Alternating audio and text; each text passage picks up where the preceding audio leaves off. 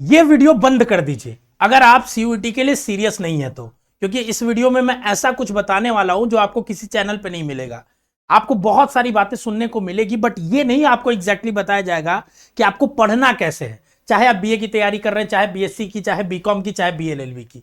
मैं किसी motivational video या किसी स्ट्रेटेजी की बात नहीं करने वाला हूं, बस उन्हीं फ्रेमवर्क्स की बात करने वाला हूं जो एनटीए ने दिया है। उन्हीं एग्जाम पैटर्न को समझाने की बात कर रहा हूं जो एनटीए बता रहा है, ताकि आप अपना एडमिशन सिक्योर कर सकते हो। देखो, सबसे पहली बात है, अगर आप 12वीं के बाद किसी भी सेंट्रल यूनिवर्सिटी में एडमिशन लेना चाहते हो तो आपको सीयूईटी का एग्जाम देना होगा। चाहे वो बीएचयू हो, चाहे वो डीयू हो, चाहे वो एयू हो, या चाहे वो जेएनयू हो। और अगर इन यूनिवर्सिटी से आप किसी भी कोर्स को करना चाहते हो तो सीयूईटी का एग्जाम देना होगा। अब सबसे बड़ा सवाल आपके सामने यही आता है कि सर पढ़े क्या सीयूईटी का एग्जाम देने के लिए। तो वहीं पे सवाल में ही आपका जवाब है कि जब आप चूज करना चाहते हो कि आपको पढ़ना क्या है, जानना चाहते हो, उसी समय आपके सामने वो जवाब निकल के आता है कि आप किस यूनिवर्सिटी के लिए अप्लाई कर रहे हो। अगर जैसे आप बीए के लिए तैयारी कर रहे हैं या बीए एलएलबी के लिए, पहले मैं बीए की बात कर लेता हूं। अगर आप बीएचयू के लिए तैयारी कर रहे हैं तो आपको पढ़ने की जरूरत है, सिलेबस समझने की जरूरत है जीएटी और लैंग्वेज की। किसकी? जीएटी और लैंग्वेज की। कोई एक लैंग्वेज, हिंदी या इंग्लिश पकड़ लीजिए और उसको पढ़िए। अब जीएटी में क्या आता है? आपका रीजनिंग आता है, न्यूमेरिकल आता है, जीके आता है, जीएस आता है, ये सारी चीजें आती है। ठीक है। अगर आप बीए दिल्ली यूनिवर्सिटी से करना चाहते हैं तो आपको 3 डोमेन और लैंग्वेज की जरूरत है। वो भी वो डोमेन मतलब क्या? जो आप क्लास 12th में सब्जेक्ट पढ़ रहे हो, वो डोमेन जो आपने क्लास 12th में पढ़ा है। जैसे अगर आपने हिस्ट्री, पॉलिटी, ज्योग्राफी पढ़ी है तो हिस्ट्री, पॉलिटी, ज्योग्राफी पढ़ने की जरूरत है, साथ में एक लैंग्वेज पढ़ने की जरूरत है। तो अगर मैं एक बच्चा जिसको मैक्सिमम यूनिवर्सिटी टारगेट करना और बीए के लिए पढ़ना है, अगर मैं देखूं अभी उसके पास सफिशिएंट समय है, तो वो अगर कोई 3 डोमेन सब्जेक्ट जो क्लास 12th में पढ़ा था, एक जनरल एप्टीट्यूड टेस्ट और एक लैंग्वेज, ये 5 सब्जेक्ट पढ़े तो अपनी तैयारी बेहतरीन कर सकता है क्या? बिल्कुल कर सकता है। वैसे ही अगर आप बीएलएलबी की तैयारी कर रहे हो तो आपको क्या सिलेबस फॉलो करना चाहिए? आपको वो सब्जेक्ट्स फॉलो करना चाहिए, सिर्फ जीएटी, एक लैंग्वेज, ठीक है ना। ये 2 सब्जेक्ट्स को फॉलो करके आप मैक्सिमम यूनिवर्सिटी को अटेंड कर सकते हो। कहीं कहीं डोमेन मांगा जाता है तो आप चाहो तो एक कोई ह्यूमैनिटीज का डोमेन ले लो, पॉलिटिकल साइंस ले लो, हिस्ट्री ले लो, कोई भी जो आपके इंटरेस्ट का हो। अदरवाइज ये 2 पे आप फोकस करो, क्योंकि आपको यहां पे बीएलएलबी अगर आप करना चाहते हो तो यहां पे आपकी गलती की कोई गुंजाइश ही नहीं है। तो इन दोनों में इतना पारंगत हो जाओ कि आपका कभी भी कोई क्वेश्चन छूटे ना। फिर मैं बीएससी की बात करूंगा। अब यहां सबसे बड़ी गलती बच्चे करते हैं क्या? जैसे बायो बैकग्राउंड से है तो पीसीबी पढ़ लिया, मैथ बैकग्राउंड से है तो पीसीएम पढ़ लिया, और यही पढ़ते रहते हैं, उनको लगता है इसी से हो जाएगा। मजे की बात यह है कि डोमेन सब्जेक्ट में आपको सिर्फ क्लास 12th का पढ़ना है। आपको जैसे बाकी एंट्रेंस एग्जाम में 11 12 दोनों आते हैं, वैसा यहां नहीं करना है। आपको सिर्फ 12th का फोकस करना है। तो जो बच्चे बोर्ड्स में है वो भी सीयूईटी की तैयारी बोर्ड्स के साथ कर सकते हैं, क्योंकि 12th ही तो पढ़ना है बोर्ड में और 12th ही पढ़ना है सीयूईटी में। तो अब यहां पे अगर मैं बात करूं तो पीसीबी और पीसीएम में अगर मैं आपके सामने बात करता हूं तो आपको यहां पे एक सब्जेक्ट और ऐड कर लेना चाहिए लैंग्वेज का, जिससे आप मैक्सिमम यूनिवर्सिटी के लिए एलिजिबल हो जाते हो। तो अगर आप ये 4 सब्जेक्ट पढ़ते हो, लैंग्वेज आप इंग्लिश या हिंदी चूज कर लो, तो मैक्सिमम यूनिवर्सिटीज के लिए एलिजिबल हो जाते हो।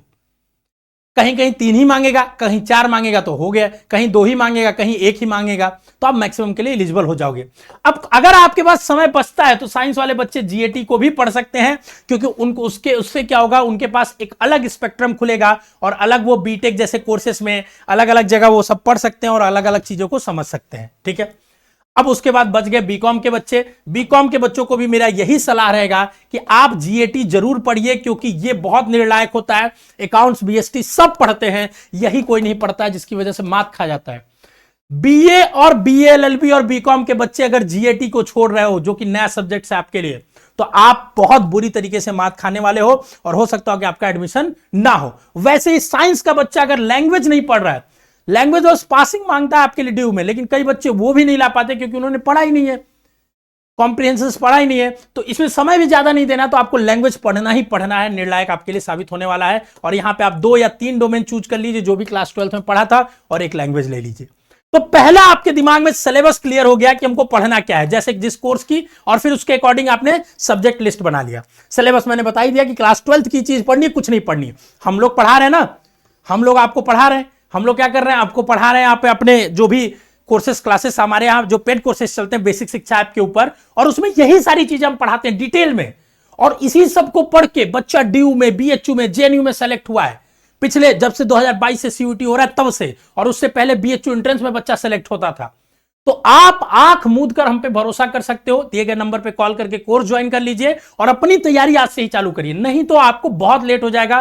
क्योंकि कंपटीशन की दुनिया में अगर आप लेट स्टार्ट करोगे तो पहुंचने के लिए आपको बहुत ज्यादा मेहनत करना पड़ेगा एंड पॉइंट पे।